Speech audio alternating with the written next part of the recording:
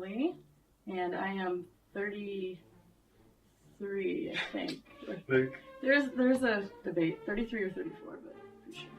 And I'm Anthony. Same questions there. I'm 35, 36, somewhere around there. We kind of stopped counting. Yeah. Like legit. Yeah. You really did? Yeah, absolutely. Yeah. I think I hadn't celebrated about 3 or 4 birthdays. And I came to last year, he wanted to do something for my birthday, and I was like, doing the math. I figured it out. Birthdays in general. Yeah. My family's or anyone else's. So I always forget. And you guys are a couple. We are. We are married this Halloween, actually. Yeah. Oh, got dressed as skeletons, went down to the courthouse. Nobody was as thrilled as we are. Yeah. Yep.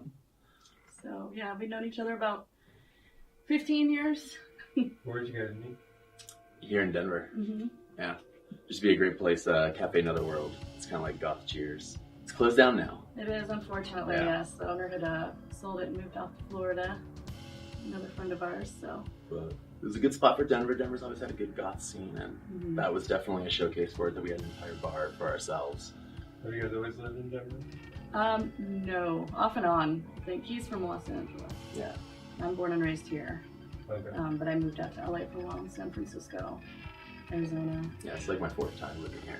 I moved out here, 2.5 years ago? Mm-hmm. Something, and with my old bandmate Doug from Radio Scarlet, the 3 of us were just going out, requesting the stuff we wanted to hear, and it was definitely much more dark alternative.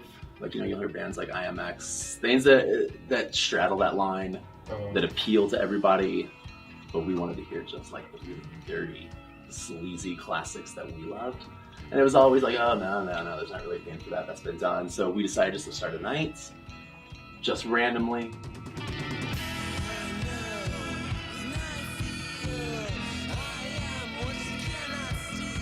It went crazy. People kept asking us if we were doing it again or to bring it back. And yeah, we got approached by a bar, Milk Bar. Brandon that owns there asked, he had a spot to go and asked if we wanted to do it.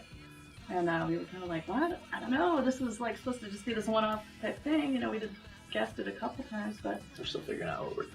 Yeah, but we said yeah, and it just, our latest event we've got coming up has over 1,000 people that have, been interested in, been between sharing the event and commenting and things like that. So it's kind of blowing me away a little bit. It's kind of a good one. We try to always bring our own level of campiness to it.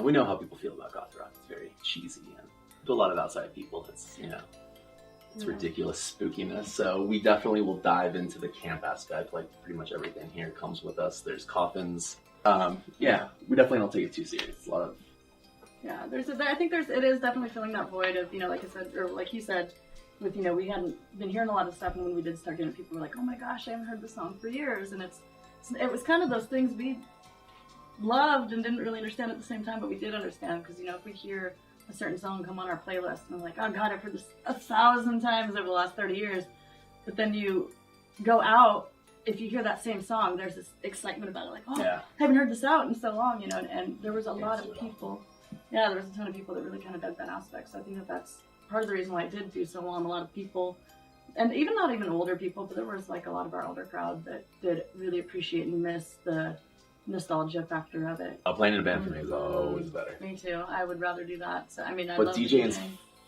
fun because in a band, the people that go there and enjoy it, you have to give them something that they connect with, or they have to like your music, or it's a lot more work to connect on a very tiny thread between the two of you. Whereas a club night, you're playing stuff that people are gonna love. Like, that's why they're there. That's why they're in that scene. So you can actually share quite a bit more. It's much easier to club night, as hard as it is. But like, a club night is fun in its own way, just because. Well, in a club night, you have fun with them. Whereas when you're in a band, it's fun for yourself.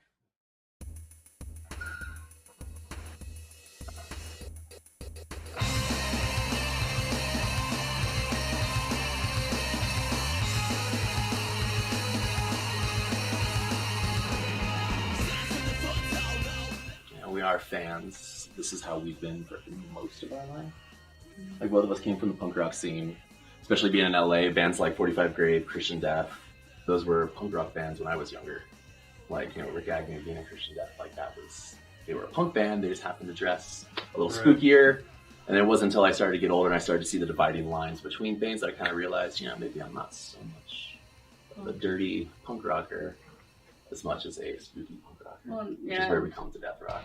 Right, and the death rock kind of crossed over between Yeah. the punk because we were both into a lot of that, amoebics and discharge, things like that. There were a lot more of that angrier punk music and, street punk kids being told by other punk kids, you guys aren't punk, you're death rock. I'm like, what the hell is that? The happier, poppier street punk never quite appealed to me as the angry, more morbid, what's the point kind of punk rock. We're all gonna go down. Not just hearing Christian Death on a cassette tape someone had made me, but I actually got a copy of the record, flipping it over on the back. They're just chilling with a dead cat, the way they looked, everything about it just kind of appealed to me, and it also reminded me of, as cheesy as it is, being a little kid and watching the Cure's video for Love Song.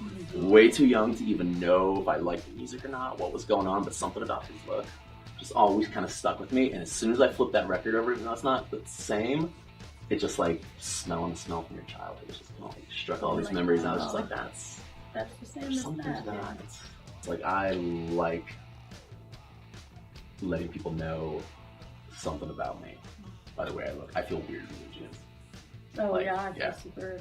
I feel weird in just a white t-shirt. I feel like people notice us more if we do, the times we have had to go, family events or something like that and be more buttoned up and covered and How you feel like everybody toned knows down. you don't I feel belong like enough. everybody notices that you don't, I'm looked at more. It's very bizarre. It's a very uncomfortable feeling. And kind of the funny irony in a way to it is that we hate attention. I don't like going out and having people point and stare and make comments and this is very nerve-wracking right now to be we very much, like I said a little bit before, we do very much kind of keep to ourselves. When we go out, we're always kind of pushed back, and kind of sit and check it out until you get that one drink in you, and then you can loosen up a bit. But I've always very much hated the attention that we get, or the looks and things like that. And I mean, over time, it's been, over 20 years now, I think you kind of learn to ignore it.